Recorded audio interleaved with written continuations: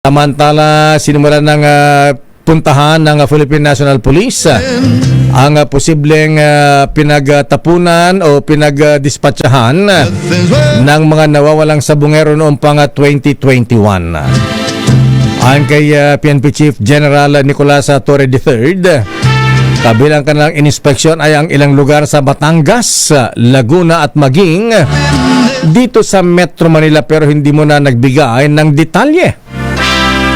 Una nang inilutang ng PNP Chief na posibleng hindi lamang sa Taal Lake itinapon ang bangkay ng mga sinasabing missing sabungeros at hindi naman nililimitahan ng PNP sa mga salaysay ni alias Totoy o Julie Dondon Patidongan ang kanilang investigasyon.